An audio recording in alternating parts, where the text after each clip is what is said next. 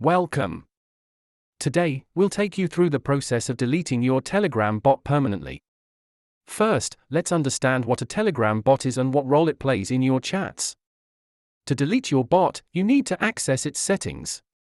Open your Telegram app and navigate to the bot settings. Here are the steps. Tap on your bot's name, then select Delete Bot from the options.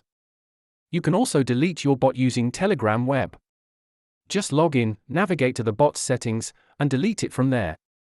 After deletion, your bot will no longer respond, and all related data will be removed permanently.